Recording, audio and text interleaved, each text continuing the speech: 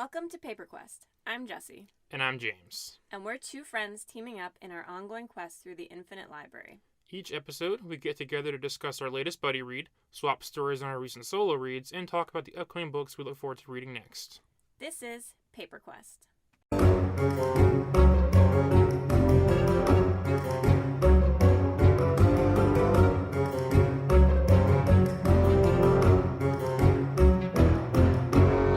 Alrighty, so before we jump into this whirlwind of a book, is there any books you're currently reading besides our main one that you want to discuss? Yeah, I actually just finished one book that I'm going to do a side quest about called We Were Liars by E. Lockhart. And a little summary about that is basically that every summer for as long as she can remember, Cadence and her cousins have been visiting their family's private island off the coast of Massachusetts. Must be nice. Filled with barbecues, beach trips, and laughter, their summers were perfect. They are the Sinclairs, an old democratic New England family, and none of them are criminals, addicts, or failures. They are tall, strong-jawed, and athletic, and they are liars. Okay. So it is a really interesting mystery following Cadence and trying to figure out, she's lost her memory from this one summer and trying to understand what happens. And she's a very unreliable narrator because obviously she lost her memory. So we're unraveling things as she's learning them. Okay. So very fast, very like beach read because it's the summer and they're doing all the summer things. But they're very like Kennedy's like sailing and tennis and Harvard and all of those things. So quick, fun, excited to talk about it in a side quest. Yeah, I think a lot of our reads are getting ready to turn into side quests because there's some good ones coming up. Yes. All I'm doing right now, and what I will be doing for a while moving forward, is a big push for all the Brandon Sanderson novels. I've been reading him for years. I think I started him 10, 11, 12 years ago. He's doing the big Kickstarter where he released, four surprise books that he wrote during COVID. So I kind of wanted to do a series of side quests where I'm going to first discuss about the author and his world building, his universe. His books all exist in the Cosmere. And then from there, I'll review each one individually. I'll do them spoiler free. So I won't get too much into it right now, but I am starting with his first published work, Elantris. He's very well known for world building and unique magic systems that aren't found in other series. And I'll leave it at that for now. Are you reading them in a specific order? I am reading them in a specific order. There is no correct order to read them in. However, if you read them somewhat by publishing date, it does make more sense, again, because of this Cosmere thing going on. Mm-hmm. You can read any book that you want in any order, or any series that you want in any order. But there's a weirdness to it that I'll explain in the actual podcast episode. Okay. I'm interested. Yeah. I think the first episode is going to be necessary so that when I discuss the books, it doesn't sound overwhelming or difficult. The other thing I'm reading that I think I'm going to do a side quest about, it's my current read, is called The School for Good Mothers by Jessamine Chan. I just want to give you a list of authors to pronounce on every podcast. I love it when it's so hard. But this is a book that I'm reading right now, and it is terrifying as a mother. But basically, anything you do that is not considered motherly, whether it's like smacking your child's hand when they reach for the hot stove, or not providing a nutritious meal at lunch every day, like sending just a Lunchable, or so the main character that we're following, her name is Frida, and she left her toddler alone for any amount of time. All of those become super punishable offenses. So the first thing they do is they take the child away for anything. So like you're packing your 16-year-old's lunch, but they're 16 and they can do it themselves. Therefore, you are now a bad mother. And so they take your child away.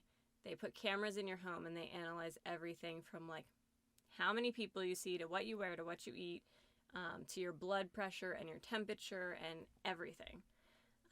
And then they decide you're bad and they send you to what's basically a prison and a school for good mothers. And that's just like the first 20% of the book. Tip of the iceberg there. Yeah, it gets real crazy and freaky. It's very Black Mirror, very dystopian, very Ray Bradbury. I think that I actually would enjoy it. There's a few books that you've read and reviewed that is on my list to read. That would be a cool one to do. I don't know if I'll get to it, but I find the whole thing fascinating. Yeah, and it's like, again, as I said, as a mother, it's terrifying, and I'm 50% now, and it's just getting more terrifying. So there's robots involved, let's just say that. But it's so real and so surreal that it just brings up lots of fear. And it's a different kind of horror. It's a different kind of horror book. Yeah. So those are the two I'm reading right now. I am reading others, but those are the ones that I'm focused on. So, all right. Yeah. Well then, should we talk about this book? Yeah. Let's hear a summary about Bullet Train. This book, for all intents and purposes, should be awesome, but it's just not. Okay, so here we go. We'll get there. All right, so this book is called Bullet Train by Kotaro Isaka. 5 assassins board a bullet train in Japan, each with their own agenda and destination. The first two, the Prince and Kimura, have a sour history. The Prince pushed Kimura's young son off a rooftop, who now lays in a coma in the hospital. Kimura has secretly boarded the train for revenge on the Prince. Next, we have Lemon and Tangerine, who have been tasked with rescuing and returning the son of a dangerous crime boss, as well as a suitcase with unknown contents. Finally, we have Nanao, who is tasked with stealing said suitcase from the previously mentioned assassins. What happens when these 5 men all board the same train together? How will their stories intertwine? And who will successfully complete their assigned missions? I first want to go over the fact that this is indeed a Japanese book by a Japanese author. So this was translated into English. It was translated by Sam Melissa. You know what? I couldn't find that name. I'm glad that you found that. Yeah, I think it's important. Yes, I think it's very important. Also, I found out that the original book is not called Bullet Train. It's called Maria Beetle, which is really interesting. That, I was going to say I don't understand, but it just clicked. Yeah. So Maria is a handler. Like, she gets people jobs, assassins or whatever jobs, criminals. And, so apparently the original book in the Japanese language is maybe more focused on her. I'm not sure how the difference there. I can tell you that I don't like the original name, though. That's a weird name for the book, especially given Marie. Well, okay, so we're going to start spoiler-free first. Spoiler-free thoughts just for a few minutes. Decide what you want to do with the book. If you want to go back and read it, come back to us, or if you just want to join the ride with us. My very first thing I want to say is that, generally speaking, I think both you and I had a problem with the way the book was written. Translated. It, like I said, Japanese book, translated to English. There's nothing wrong with the grammar here. There's nothing wrong with the spelling or anything else. You're wrong. Well, okay. So one of the gripes I had was there's at least 2 occasions where the whole book is written in, I guess, third person, like, Lemon third person present. Lemon does this. Yeah. Lemon went here. But there was one section where it went to I for like 2 sentences. I totally missed that. And I was like, am I insane? Like, I went back. I had to read it multiple times because I didn't know who I was. And I didn't know if it was the person that was the title of the chapter or the person they were following, because obviously they're assassins. And I had a moment where I was like, what? I even took a picture of it. I was like, what is this? I totally missed that, but I also know why that I missed that. The only other thing I noticed as far as the structure of the book is there were a lot, when a character quotes someone else, there's just no quotations, which drove me kind of crazy. But otherwise, this book is written correct. The problem is it's written very matter of fact and kind of boring. Like if there's something off about it. The dialogue is unnatural. The way these characters talk, they would not talk like this in real life. They're not saying anything wrong. It's just the way the words come out. I think it's almost not that they're written formally, but where a English version might have a don't instead of do not. Oh, see, you're asking the wrong person. Contraction? I may be a contraction. Okay, well, clearly I'm not a writer. But where a native English speaker would say don't, they are saying do not. And I think that's a lot of it, is like, it was translated to English. It wasn't translated into conversational English. I just feel like they're stating facts at each other instead of having conversations. It's very strange and very robotic, which, I will say, I did like this book more than you, based on what I saw your rating is. yeah, I was going to say, you probably saw my rating. Yes, and I would recommend it, but not with as high expectations as we went in with. No offense to the translator. I just think that there is technically a good story here, but it needs to be written by somebody else. Yeah. Or translated differently. But even despite the translation, there were actual story elements. Bad translation, good translation, doesn't matter. There are story elements that blow the mind where I'm just like, how stupid are these people? So here's a question. Has reading it changed your desire to see the movie that's coming out? No, I think the movie is going to be a ton of fun. Yeah. And it's going to be written as a movie, as a script. It's going to be played by actors. It's going to feel more natural. You're going to see visually what's going on. There are certain things I hope they don't translate it from page to screen, because it will be ridiculous and I will be upset. But otherwise, I'm still hyped. It is, when you look it up, it is called a comedy of errors. Like, the book is supposed to be a comedy. I got that. So I did not get that at first, but as I was coming about halfway into the book, maybe a little bit later, I was like, I think I'm supposed to find this. Like, I felt that I was supposed to find this book funny, or at least morbidly funny. And I get where that intention came off. Eventually, I was probably, slow to pick up on it, but I was like, I see. If this was written more professionally, I would have caught on sooner. Yes. Or maybe I'm just dumb. Who knows? I'm not perfect with this, but the intention became clear, but the intention did not come through even once I realized it. I was like, it still doesn't work. So should we get into spoilers? Any last things to say? I just think the characters make very interesting decisions. Very interesting decisions. And I find one of these characters, I think it's Lemon, to be infuriating. I love him. He's my favorite character. I think I'm supposed to love to hate him. I don't know. I think we're going to have a very interesting spoiler conversation. So we're going to jump right into it. And here we go. Okay. So let's talk about the 5 main assassins just down the line real quick. Yes. I think technically we can call him the main character, which is Kimura, who has the son Wataru, who's in the hospital. Yes. So he's a recovering alcoholic, and he boarded the train to kill the other assassin, who is the prince. And the prince pushed his son, as you mentioned, off of a roof, and his son is now in a coma. And the child is 6 years old. So, what did you think of him? I think that he is the least interesting character. By no means, like, because he sucks or anything. I just think the other characters had more going on for their story. Sometimes I was like... So the prince is hanging this over his head where he's... Wataru thinks he's being clever, and he's, like, snuck onto the train, and he's going to get the prince. The prince has no idea he's right there. But we find out the prince kind of set this all up.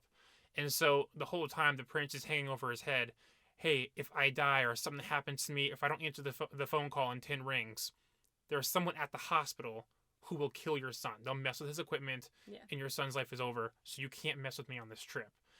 And the whole time, he's kind of just like, sometimes he's tied up, sometimes he's not. Sometimes he has things to say, sometimes he's got a lot of flashbacks to talk about to build up character.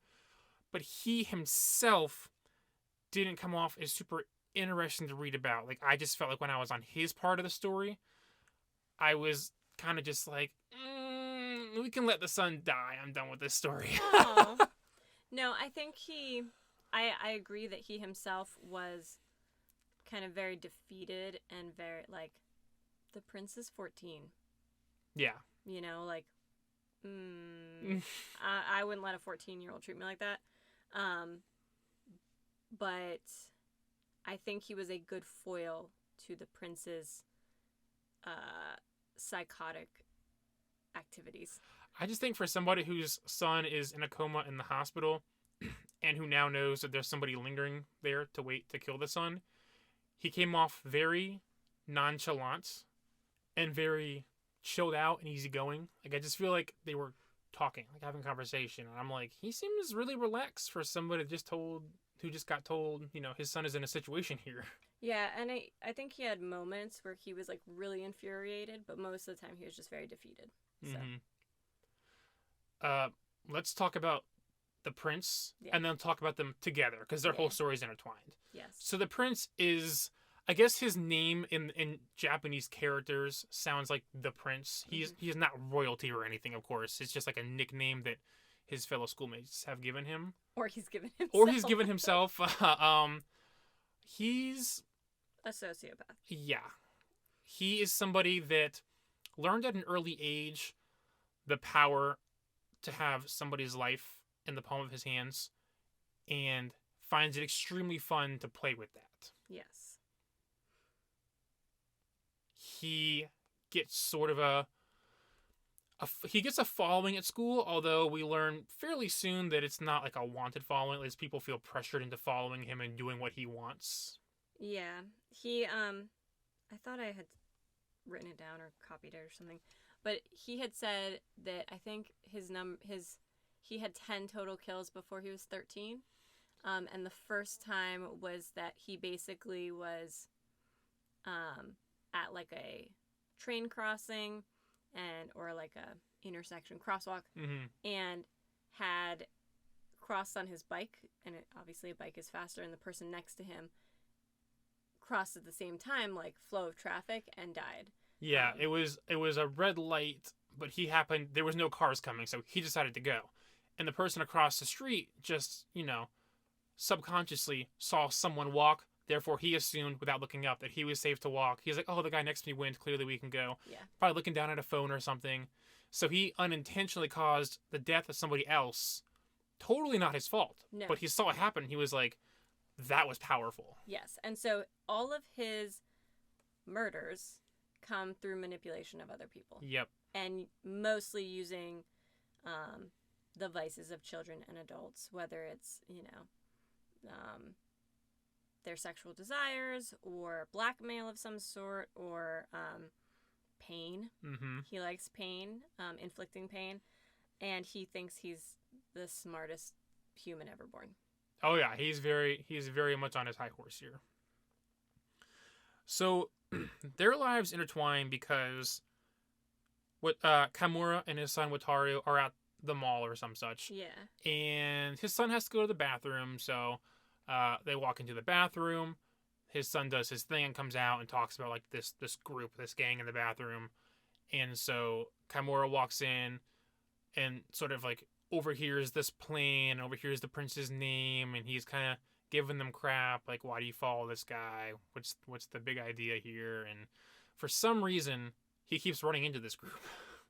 Or some of the kids involved with the prince. Yeah, I think they must all live around each other. It must be all in the same neighborhood or something, because the prince's name keeps coming up, and, oh, you follow the prince? Why do you do what he says, If all of you guys hate it so much, just gang up on him, why don't you take him down? And they're all really pressured. The prince must have something on them. Who knows? They're all a bunch of 14-year-olds. Yeah, at one point, one of the children comes to his house and says, "We need help. Like, he's gonna kill someone." Or I think one of their friends was kind of antagonized to commit suicide. Yeah, Prince was indirectly involved in like this guy just killing himself. The student. This child, yeah. And so one of the kids gets brave enough and shows up at his apartment and says, "We need help." And so he follows them. He goes with the child and catches the prince attempting to electrocute a friend. Or no, a dog. Mm-hmm. And he feels bad for the dog more than the boys because they're doing stupid stuff too. And saves him. And now he's on the prince's radar. And that is a problem. But Kimura also doesn't really do much about it. He's like, sucks to be you. Like, deal with it. Like, he's kind of rude about it. But that kind of indirectly leads to, like, the prince getting to know him and then getting his son involved with, you know, they coerce his son up to the rooftop, like a first story, like a convenience store or something like that. It was a department store. Department store. And they just push his son off the roof. The prince pushes him off specifically because he repeatedly says that he enjoyed seeing the fear of on the child's face. And it turns out Kimura, and we'll eventually learn later Kimura's father, are assassins. Mm. So his whole plan is... They're professionals. They're professionals. There's not a single professional assassin in this entire book, I'll tell you that much right now. But apparently they're all professionals, and he boards the train. He finds the prince, and he's walking up to the prince. The prince isn't even looking at him. All he had to do was shoot the prince from a distance. If you're trained, you just do this. Mm-hmm. But, of course, he wavers, and then the prince is like, I gotcha. This was my plan all along. Now you stand very still while I tie you up. And take your gun with your silencer and all of that. So if he had just shot him, like, the prince couldn't have done anything. The prince couldn't have planned for that. But it kind of just leads into this whole, like, he wavers, he thinks about it. And now the prince knows he's there. And I'm like, this could have all been avoided, but I know it has to be a story. Yeah. Anything further than those two for right now? We'll get back to them, of course. Yeah, no, I think I'm good. Do you want to talk about the ladybug? Yes. Nanao. Is that how you pronounced it? I'm going to call him the ladybug. The ladybug works. We all know that I can't pronounce names to save my life. Basically, he is a super unlucky professional that gets jobs from Maria, and they're supposed to be quick and easy jobs, and he always bungles them and always messes them up no matter what. Because of the unluckiness. Like, it's not because he's bad. Don't the Japanese have something to do with, like, lucky versus unlucky? Like, it's a huge cultural thing. That, like, they talk about throughout the book, like, he's gathered other people's unluckiness, and they're, like, extra lucky when he's around, and the Maria, his contact, says that he's married to the goddess of like unluckiness. Yeah, I started realizing a little bit further into the book, I was like, it's almost a fantasy element because they make the unluckiness literal. Like, he is literally unlucky. Like, they truly mean that. So his whole job that Maria assigned him was to get on this fancy train in one car, walk to the other car, pick up the suitcase, and get off within, like, 10 minutes. Like, the very first stop. Mm-hmm. And instead, he immediately runs into someone that he had a fight with, and that person won't let him off the train. Like, the door is open, he is stepping out, and the wolf is what the guy's name was like, nope, I'm going to make you pay right now. And so he is stuck for the rest of the train ride. My biggest problem with this story or character is that not only is he now literally unlucky, but the people that he works for, like Maria, who gives him jobs, also knows that. She says, you're unlucky, you mess everything up. Like, something's always guaranteed to go wrong. And I'm like, why are you hiring him for such important jobs if literal unluckiness is real in this book and y'all know it? But it's supposed to be the simplest job. I know, but they make a statement later on. They're like, this is supposed to be the easiest job. This is the one job you can't mess up. And I'm like, y'all are asking him to steal something on a bullet train. I feel like something's going to go wrong. I mean, it should be simple, but I liked that he had this, it was, I guess it's supposed to be a comedy, but I was going to say it's almost comical that he's so unlucky, but he's still, like, winning in a fight or getting away or whatever the thing is. It was very much like, I don't know, like an old black and white comedy movie where, like, they happen to, like, step on the floorboard that goes up in the air and smacks the villain on the head and knocks him out. Like, Mm-hmm. that's what his character felt like to me. That's exactly what it felt like. There are scenes where he'll be like, I would go, because sometimes he has to find like something or someone, and he's like, maybe I should go to the front of the car. But wait, if I think that, maybe that's the unlucky thing, so I'll go to the back. But maybe if I change my mind, I'm gonna get unlucky by going to the back. It's like, oh my god, this is like classic that character, classic unluckiness, Yes. wrong choice. Yeah, it's that is his story the entire time. There are scenes where he goes to do the simplest of things. All you have to do is pick that suitcase up off the rack and step off the train. It's one of the last stops. Mm-hmm. And he goes to do it, stands up, apparently hits his head so hard that he temporarily passes out for 10 seconds. The door is open, the door is closed, he's off the next stop. I'm like, this is ridiculous. I'm losing my mind. Like, it's kind of funny, but I'm kind of like, oh my god, just get this guy off the train. I will say, though, that that I did like that the author incorporated the fact that Japanese trains are known for being extremely punctual. Like, it's a 30-second window, on, off, in, out, like, and that was clear. Like, it literally was like, you didn't take that one step and you're stuck for the next 20 minutes. Yep. And I guess, luckily, we learned that the train is very empty because the crime boss, I have his name, Minageshi, he sort of like buys out the train, like all the tickets. So I'm just like, well, thank God there's nobody else on this train or you're really not getting off. Mm-hmm.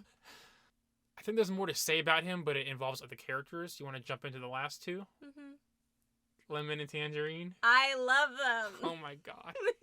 Specifically, I love Lemon. I have nothing against Tangerine. He's fine. I think Lemon, this is where our conversation is going to diverge immensely. I'll keep it short and then we'll get into it. Mm-hmm. Lemon and Tangerine are supposed to be way up there as far as skilled assassins. Mm-hmm. The biggest crime boss, apparently, has hired these two to save his son, get a suitcase full of money, and bring them all home via the bullet train.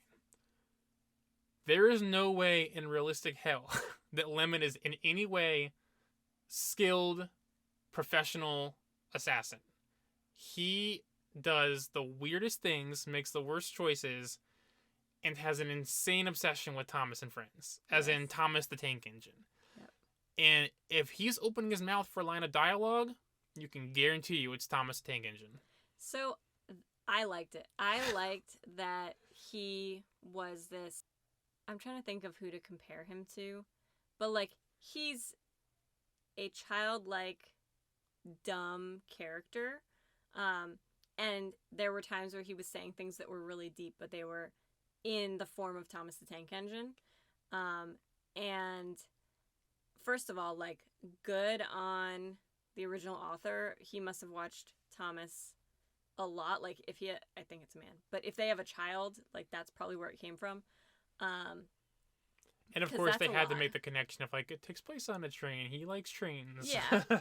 But he would say things like, you know, oh, these two trains don't connect. Obviously, everyone knows that because he watched Thomas and Friends.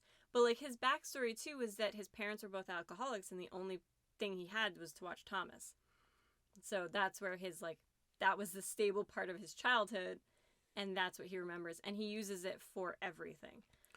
I think there's definitely something slightly mental going on there with his background, of course. It's very much like when a kid latches onto a character, and it's the only thing the parent hears about. It's the same episodes over and over again. It's the same theme song stuck in your head. He can't stop talking about it. He carries a sheet of stickers. He knows every character by heart. He talks about the Diesel Train and Sir Topham Hatt and all these things, which is funny because I do know these characters from growing up, but I'm like, so how old is this guy? I will say, too, I almost took it as, like, a autistic obsession. Like yes. You said, like, that is his passion, and he uses it for everything.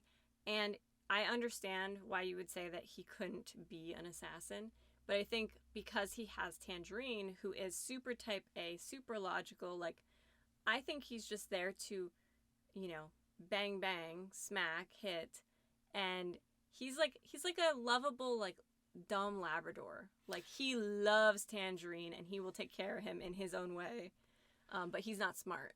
He's not, and that's my problem, is that Tangerine should be on his own doing this stuff. And it's, as much as I hate how much he talks about Thomas and Friends to, like, characters he knows, complete strangers out of nowhere, one of the very first, maybe not, something he does later in the book, in the beginning of the book, they have the son. Mm-hmm. Sometimes they call him a boy, sometimes they call him a man, so his age is very confusing. I think he's like 13. Yeah, it was very weird. But anyways, they've got the son. Off screen, before the book even started, they saved the son from the mission. They're on board on the train. Cool, that's a fun storyline. They killed like 15 people. Yes, except the son, mysteriously, dies, just sitting in his seat. And they're like, what did we do? Like, what happened? Is it an allergy? Who knows? Well, because one went to the bathroom and one went to check on the case. Yes. So I have a problem with that, too. The son's dead. So they have to somehow figure out on this on this train ride, what are we going to do? We only have so little time to figure out how we tell this insane crime boss that your son is dead.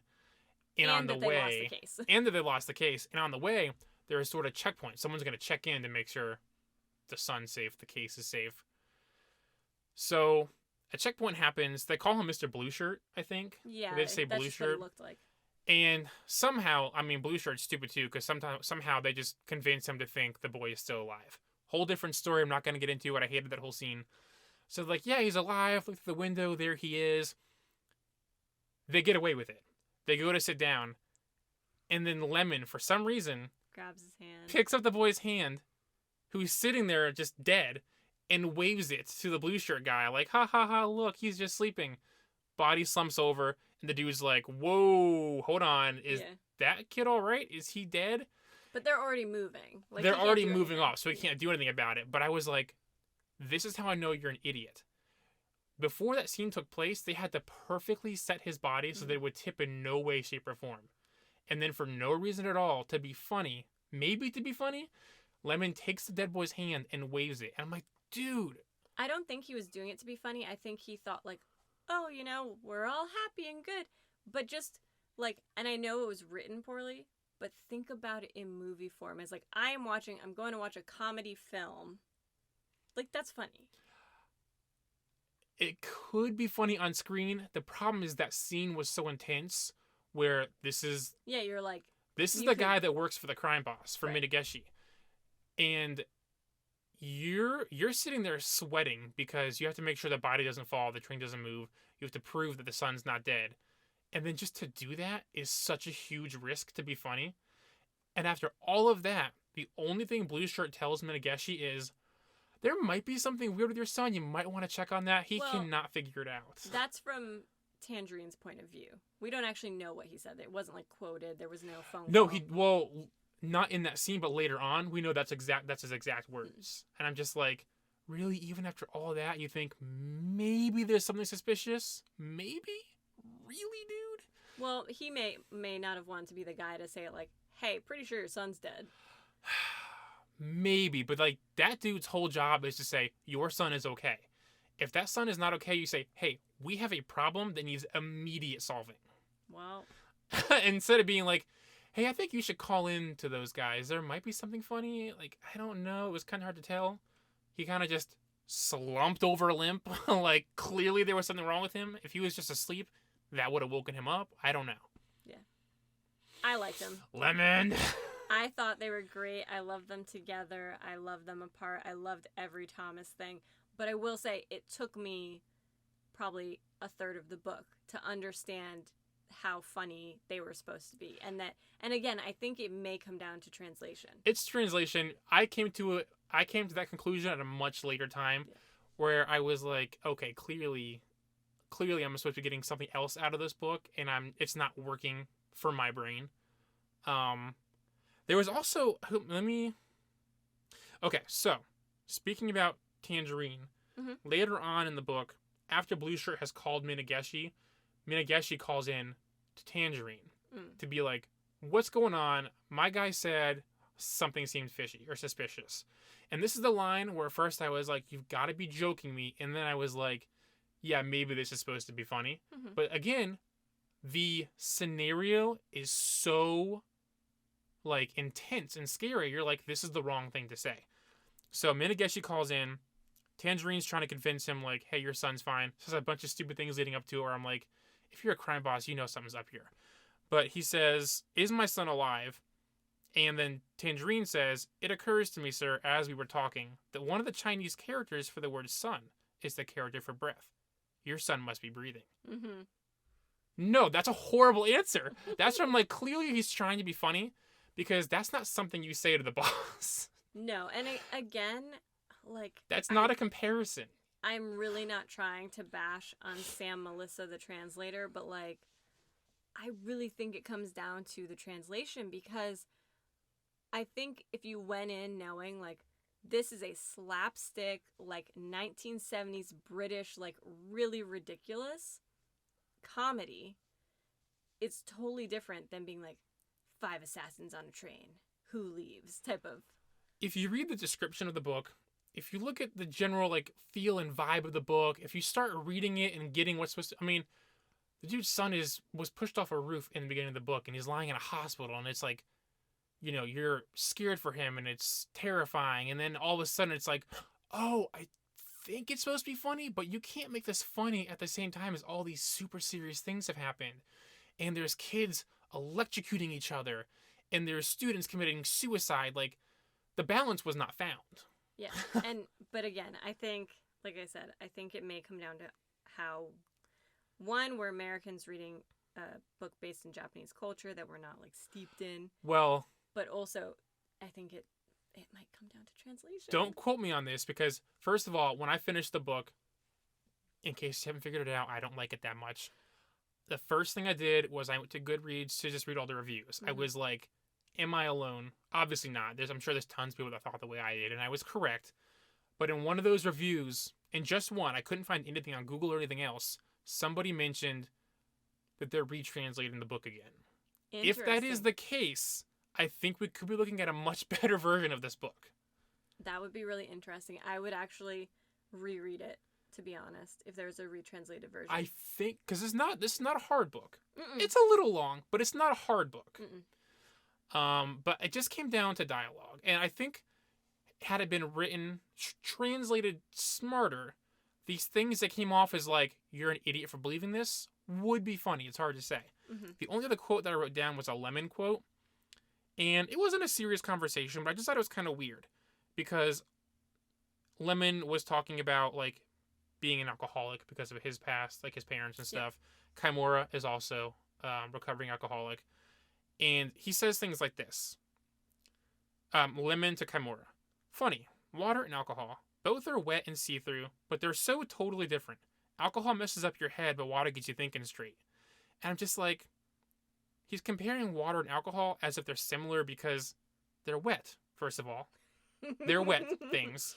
And they're see-through. You can see right through them. Mm-hmm. But, wow, they're like not the same thing. They're just wet and see-through, but they're nothing alike. I'm just like, yeah, what are you saying here?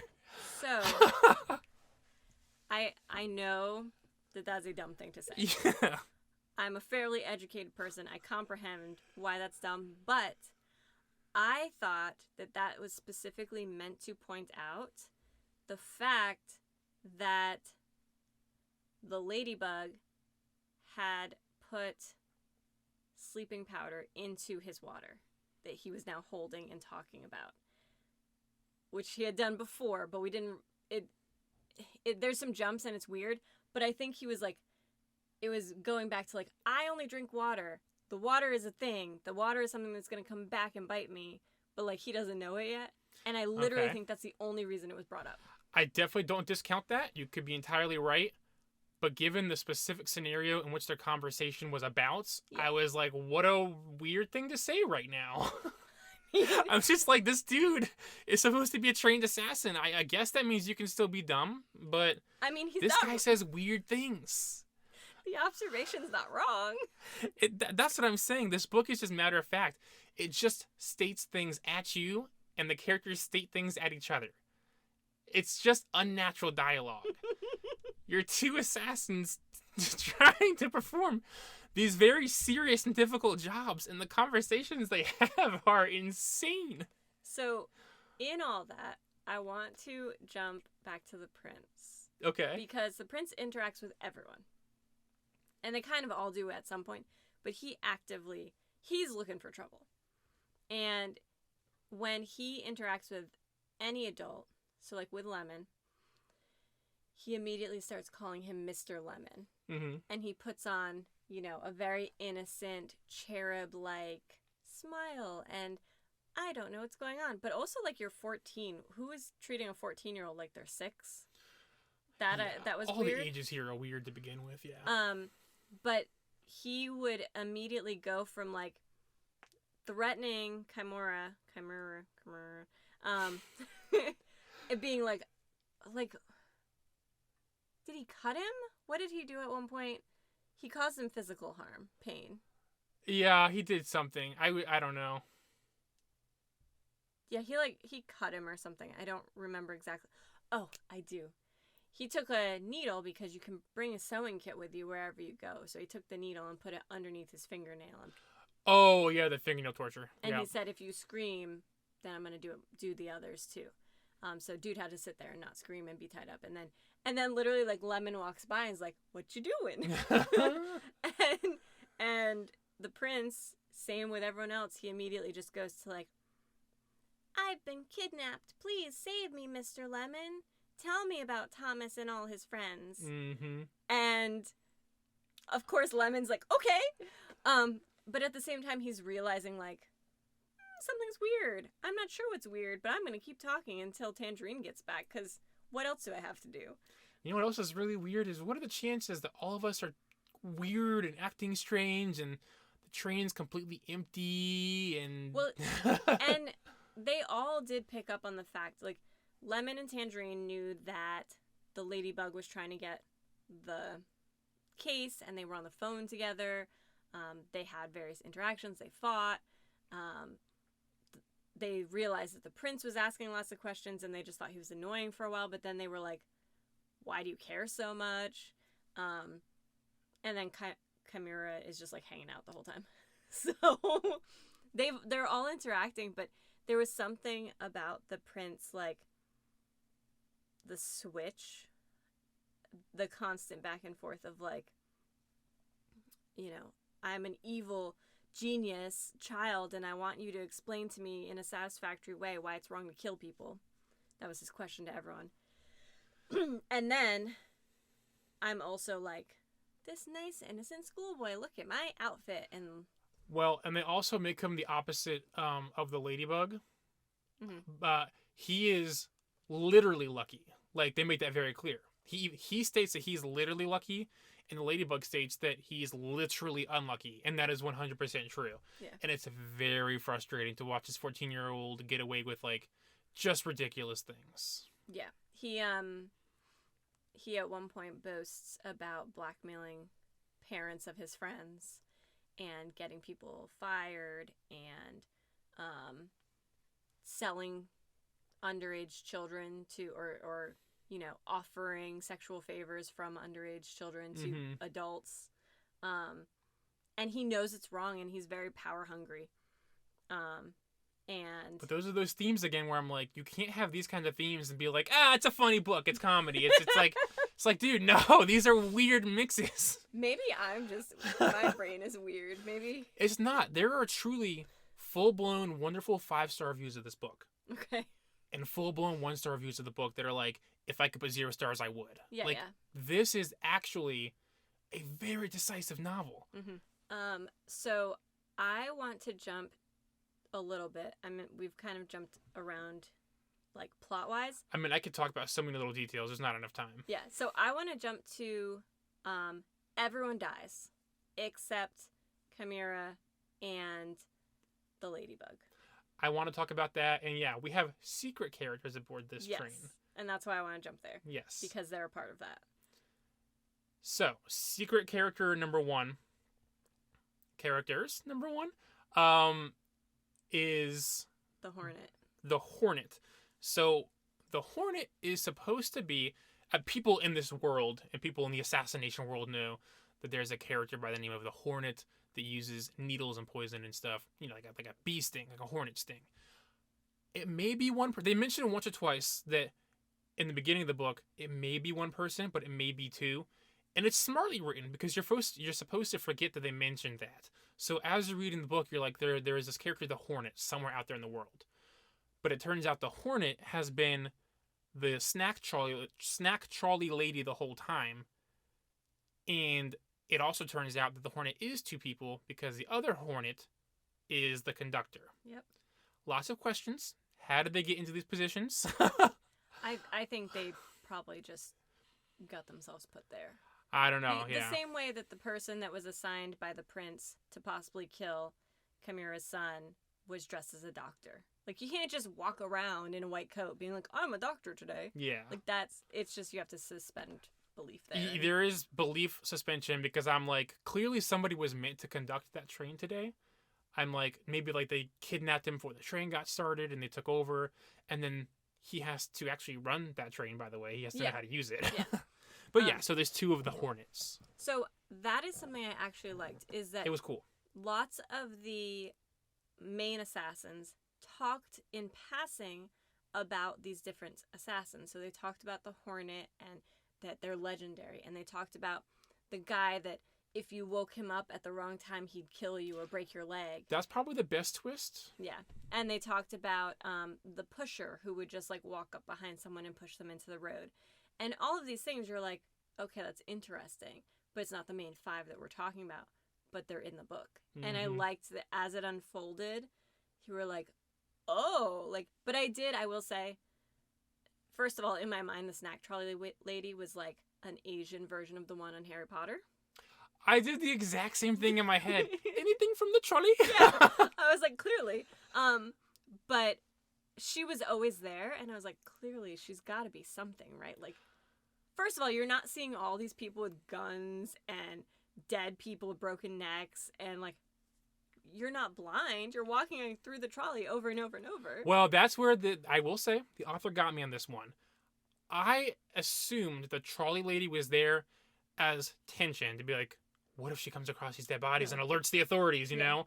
But it turns out she was there as a little, little secret, little plant. I thought she was bad from the start. Or just something. I thought something was happening there. And she was. She was part of the Hornet. And we actually hear about her right away because the person that doesn't let the ladybug off is the wolf.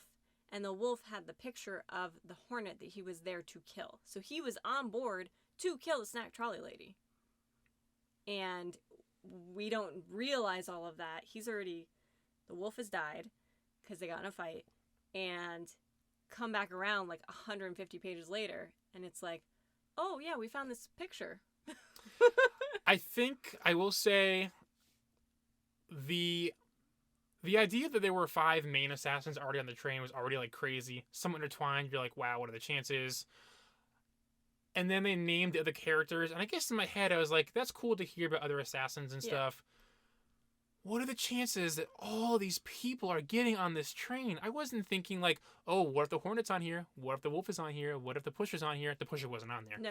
But I'm just like, oh, so like every major assassin in Japan somehow found their way onto this train. Like, that realistically wouldn't have happened in my head. So when they revealed the secrets over and over again, I was like, oh, so just everyone's here somehow. So, that actually reminds me of, it wasn't our first book, but when we did the Atlas 6, where they put out the information of like, hey, we're going to do this thing, and everyone tries to break in at once. Yeah. I think it was the same thing. I think word got out that the crime boss's son was moving, and everyone was just like, oh, we're gonna get in on this. But they're so, I agree, and it's for the story, and it makes a fun and exciting story. It makes a few twists, but I was like, there are many different ways this could have gone, and they are all on this bullet train. So the Hornet A and B are there. The wolf was there in the beginning to kill the Hornet, and was then killed by the ladybug. Way too easily.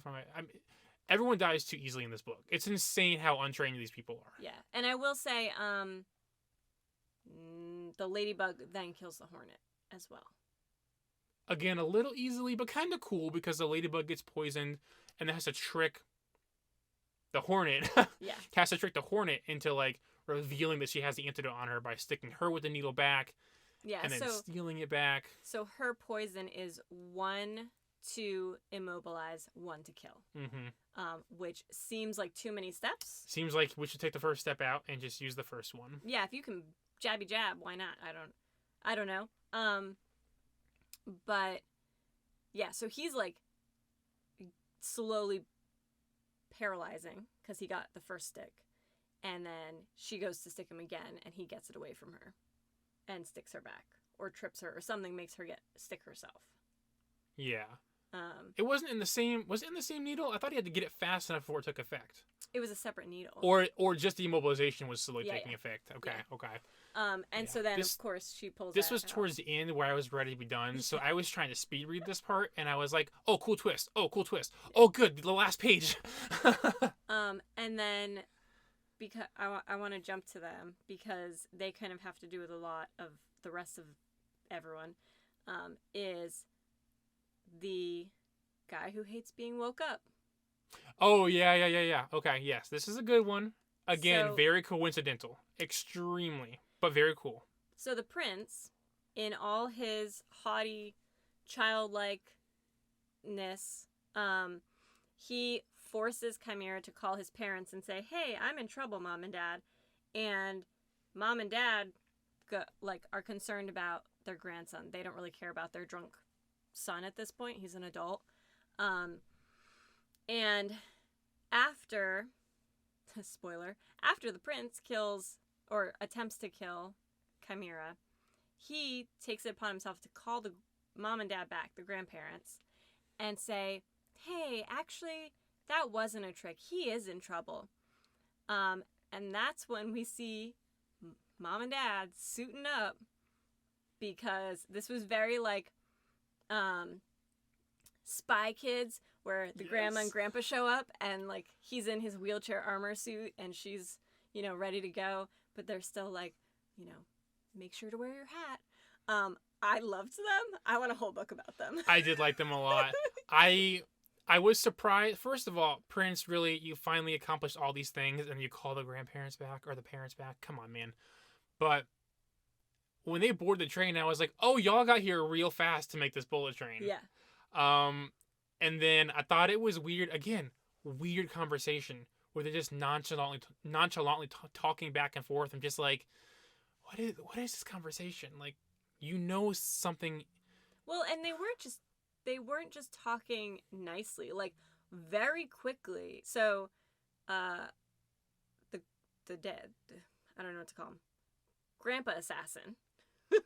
He, Chimera's dad, he very quickly has a gun to the prince's face. Yes. And he tells him that he stinks of basically being a bad person.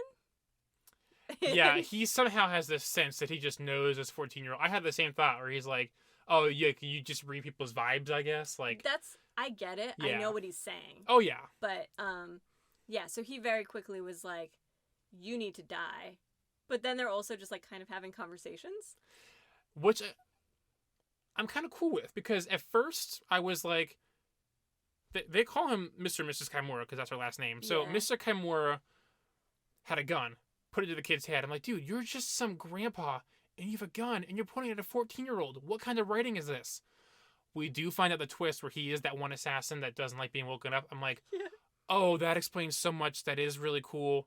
Super coincidental, but I get it now. But I loved that Mrs. Kimura was just like, oh dear, like let's hear him out. It's okay if he smells. Yeah, just staring at the gun. Well, and as it progresses and you realize what's going on, she's like, oh, must we?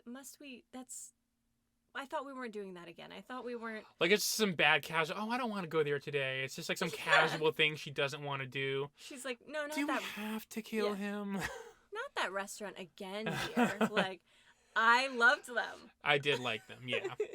Again, if this book gets rewritten, I'll like them a lot more because the dialogue is off as hell. But also, like, I fully picture them as those Asian version of the Spy Kids grandparents. I pictured her with like her hands up to her chest, holding a purse, like just like But she also had like a bullet vest on, or they talk about putting vests on. I don't know what the translation is supposed to be, but like some protective gear they are clearly wearing. And she's like, oh, this doesn't, fit right anymore type of thing. And I'm just like, I love them. Yeah. And he's like, and actually I did like, Mr. Kaimura tells her that it's just your body remembers or something. It's like riding a bike, your body remembers. And the son, Chimera, had said that early in the book. Like, oh, because he's an alcoholic. And he's like, no, my body remembers how to do this. And so, like, even if you didn't realize the connection right away, there were those, like, linguistic overlaps that I think I just always love. Where when I pick up on them, I'm like, oh, okay. All right, I see. Okay, I have a question about Kimura, the main, the one with the son, Mr. Kimura. How do you feel about him not being dead? They were like, well, he got shot in the chest, but he didn't get shot in the heart, therefore he survived. Where, like, I was pretty sure 3/4 of the way when we were convinced he was dead, and he was kind of like going towards the light almost. Things were getting dark, and I was like, wow, what a twist. Like, he's there to save his son, now he dies instead. Like, I was like, oh, I think the grandparents are going to save the son, but he dies in his son's place. And for all intents and purposes, I'm like, they've clearly killed him off. Like, they closed out his chapter, and we don't hear about him for a while. And then later on, chapters on, they're talking about Kimura in the bathroom, and I forget who it says it, Lemon or Tangerine maybe, they're like, yeah, that dude in the bathroom isn't fully dead. I'm like, how long have we been on this train now? He got shot in the chest. Tangerine. And he's just chilling in the bathroom. Well, so he's not chilling. He is underneath Lemon, who has been killed. Yeah, by the prince. I guess he's not chilling, but he's chilling in the bathroom. He's been completely unattended for quite a while now during this train ride. But we don't actually know the length of the train ride. And I think that's part of the problem, is sometimes the stops are 10 minutes, sometimes we have 20 minutes, sometimes we have, so like... The first page of the book shows you every stop, but we don't know the distance or the time or the miles or anything. And it's a bullet train, so obviously the trip is fast, but I feel like definitely at least 2 stops take place before we find out that he's not dead. And even when it happens off screen, like them finally getting off the train doesn't take place. It happens off screen, then we like time jump a little bit. But we find out that he makes it. They get him off the train, they get him to the nearest hospital, and then they save him. That's a lot of time passing. I think I honestly don't know enough about. In my head, I would go like, yes, he's 100% dead. Yes, it's insane. But there's so many other things that, like, so 3 of them end up stuffed in the bathroom, dead or dying. If I heard the word toilet one more time in this book, I love these enclosed scenarios. Like, the whole book takes place on a train, but when you do that, you have 2 options.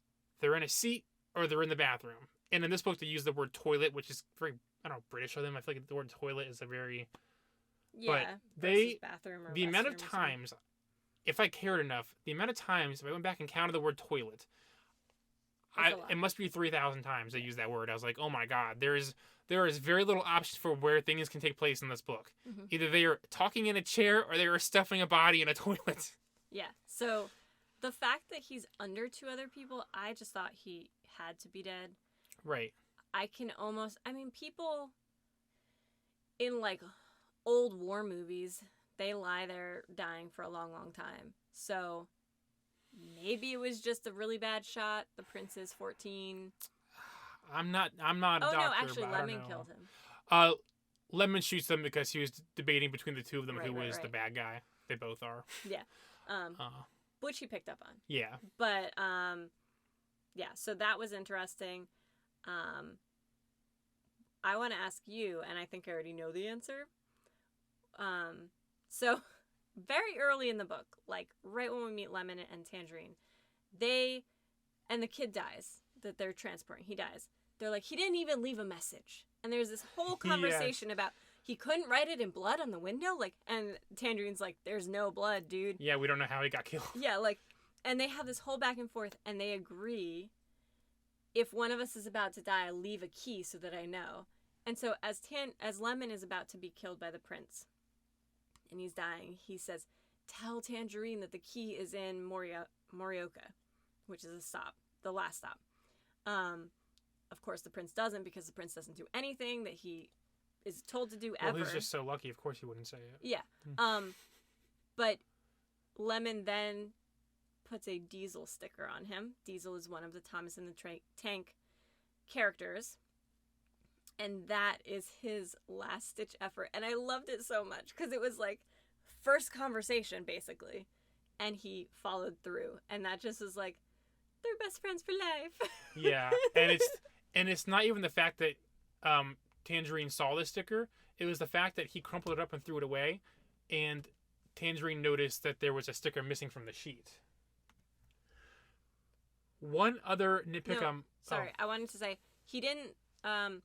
So, the prince threw away the Percy sticker that he gave him. Oh, the Percy sticker, okay. Percy wanted to be a useful train. But as he was killing... I'm making faces. Yeah. As he was dying, he touched the prince and transferred the Diesel sticker. And Diesel is a mean old engine. Right. So, he did the thing that he told his best friend that he would do. And I know it's like 190% impossible. You were dying. Where were the stickers? Were they in your hand? I don't think so, because you had a gun and a silencer.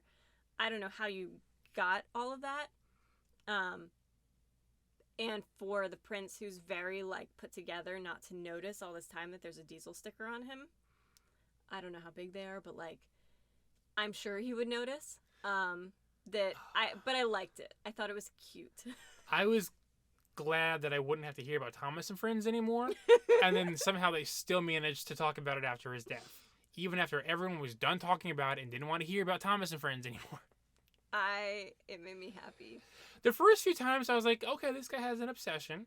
But when almost every sentence out of his mouth was Thomas and Friends, I was like, let's get along with the book a little bit. I just thought it was...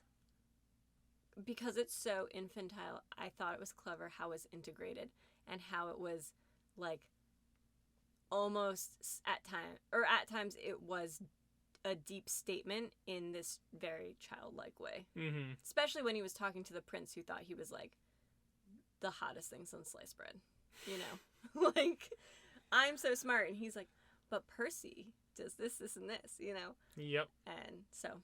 I just thought that was a nice ending for Lemon, even though I really didn't want him to die. I can only be honest and say I'm glad it was over. I know. I was like, oh, Lemon is the one that dies here. I'm not going to complain. So then, so the prince kills Lemon. The prince kills Tangerine. No.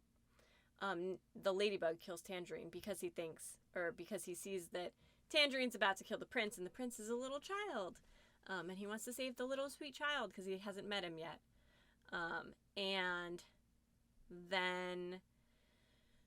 And Chimera is in the bathroom just bleeding out. But apparently it's a great shot because there's no blood. They specify, oh, there's not a lot of blood. Well, actually, it could go into him and staunch the bleeding. Yeah, I don't know. That's where I'm just kind of like, how do you feel about his death? Because I feel like it's unrealistic, but maybe there's some science that I'm not understanding. I would like to talk about the death of the prince and the saving of the grandson. Okay. How did you feel about, besides the fact that they miraculously got on the bullet train in like one stop somehow, how did you feel about Grandma and Grandpa Chimera saving the grandson? Yeah, it was cool. So there's this guy sneaking around the hospital, and he's hiding under Wataru's bed, and the way he gets up out from underneath the bed, he wakes Wataru up. Yeah, little boy. Yeah, the little boy. And he calls Grandpa Kimura, and he's like, I know how you feel about, when waking people up before they... He says, I have good news and bad news. Good news, I stopped the guy. Your grandson's alive, but I'm so sorry. Which, by the way... if he doesn't know you woke him up, why mention it? It's purely for the reader, by the way. Yeah. You don't be like, oh, did you know that I know you hate this, but I woke your son up. Like, why would you say that? Just don't tell him that. But that's for the reader because you're like, oh, click, this is the guy. Yeah. Twist. He's like, why are you sorry? He's like, well, you don't like when people get woken up. And he's like, no, like, you mean he awoke out of his coma? Like, you're telling me a good thing. Yeah. It was cool for the twist, but it was a very meta twist for us. I was like, no, that guy wouldn't have said it that way. Well, and so he scares the guy that was going to hurt the grandson. He then follows out the guy that he's scared off. He wakes up the little boy, then follows him out of the thing, and then we find out he talks about walking up behind him, and he pushes him into the road because he's the pusher. Yep. And so there was that whole, like, oh, this is, because in the thing, his name was Morning Glory in the story. And he had his own couple chapters, and like, not on the train, completely separate. They're like page and a half, like interlude chapters of like, oh, my, okay. I guess every assassin's here, even when they're not on the train. Well, and I think there was like 2 whole paragraphs where he was just watching a ladybug on a branch. Yeah. Like talking about he's spiraling up the leaf and he's going backwards and forwards. And I'm like, what are we doing? I mean, I figured that was something to do with Nanao. I was like, are you trying to, like, do you know Nanao? I get the whole ladybug connection. There's literally a ladybug on the cover. Is he going back and forth on the train? Like, yeah, are you like watching him somehow on the train? Yeah. I didn't get Nanao to me, while being a character, doesn't come off to me as like a main character. So I don't get what the deal is with a ladybug being on the cover and being like kind of like a theme around everything. Am I missing something here? Also, ladybugs have something to do with luck. Am I correct? Yes. So if a ladybug lands on you, I believe you're lucky. So it's almost. So it's funny that Nanao was called the ladybug. Yeah. Yeah. Very weird. The grandparents, they have the phone conversation, and the person that they used to set up Morning Glory going and scaring this person away, they used like a connector whose name was the same first name as the grandfather. And he likes abstract forms of communication. And so they're sitting there. They've been talking to the prince for 8 million hours, philosophical conversations about murdering people and, oh, honey, put the gun away. It's okay. And then across the news ticker comes, grandson is okay. Grandson is alive, or over and over and over. And they get all happy and excited. They make their phone call. And they then are like, by the way, they basically are like, we're going to take you and we're going to chop off every little piece of you. And then when it gets really messy, then we're going to chop off big pieces of you. Yeah, when there's no little pieces left, we're going big. Yeah. And that's when the wife is like, oh, dear, again? I thought we weren't doing that anymore. And I was happy. The prince got what he deserved. I would prefer he wasn't a 14-year-old child, but that goes back to the theme and it not being funny. Yeah, it's this weird. The juxtaposition is just really strange. Someone like that does not have any reason living. Like, despite the age, it's horrible. He's 14, but he's truly psychotic, so it had to happen. And you definitely feel that in the book. Yeah. There is no remorse. There is no even when he talks about it, he doesn't just want to kill people. He wants them to feel deep despair. So when he has just watched Chimera, the middle-aged one, get shot, he leans over and says, by the way, your son is going to die. Like, you didn't do anything. You didn't die for any reason. And he talks in depth about how happy he is to see how sad and, in despair this person on the brink of death is. Yep. So you definitely get that, but I just thought it was I'm glad the little boy was saved. I'm glad that the dad lived and the grandparents lived. I'm glad the prince died. But it was just like, how For me, I think it was the everything lining up exactly perfect. That was a little hard to believe when nothing else worked out for anyone. Yeah. Yeah, this is an interesting ending. It's an interesting story. A lot of weird things came together. A lot of weird elements like luck and unlucky being a thing. Yeah. These people being on the same train at the same time. I think we should probably just quickly jump into our review. What was your rating? I'll keep my reasoning short. My rating was a 1 out of 5 star. As fun as this conversation was together, we had some laughs, we had some discussion. When you're home alone reading on the couch trying to get through this book, it is hard. Mm-hmm. I was not here for it. I hated every second of my life reading it. Part of me was like, I reached a point where it was so bad that it was so bad it was good, but not worth bumping it up a rating. I was like, oh my god, this book has to end. This is some of the worst dialogue and worst story choices. I can't go above a 1 on this. Okay. I am firmly at a 3. I acknowledge all of the bad parts of it, but I enjoyed the silliness of it so much and can see it translating to screen being really funny. That I took it for what it was of like, it's so bad it's good. And it did take me a while to get into it, but once I had the characters in my brain and had them straight, because I seem to, as we've done this, I've realized like if there's more than like 3 main characters, I get a little confused. Like, I'm just being honest. And so we will not have you read Brandon Sanderson. I mean, having anyone, if you go back and listen to all of our others, there's always a problem where I'm like, I don't know who's who. To be fair, we have our phones with us and we have to like list the cast of characters. Yeah. Otherwise, I would not remember these names. So I would recommend it with low standards. Don't think you're going in and reading the best book of your life. Again, it might be absolutely splendid and perfect in Japanese.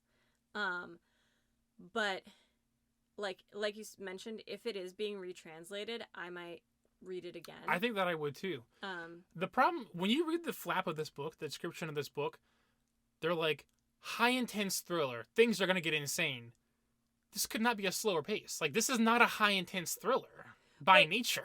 But if you think about it as like movie fight scenes of like, Brad Pitt walks up and like, I can see it. I can see it in a movie, but the way that things went down in this book, it was just quick sentences. Mm-hmm. This thing happened. Oh, the train moved wrong, so the wolf fell over and his neck broke on accident. It's like, wow, these people really suck. There's nothing intense about this. They're just all idiots. Yeah, many of the deaths of side characters were non-intentional. Like, or nothing happened in the way it was planned to happen. They make the Hornet seem like an intense killer, and the Hornet dies in the same paragraph we meet them almost. Yeah. Well, the Hornet, they killed the previous boss guy. So. Yeah. For the amazing things they've apparently done off screen, they are not amazing in this story. Yeah. The only people who are amazing are Grandma and Grandpa Chimera. Agreed, 100%.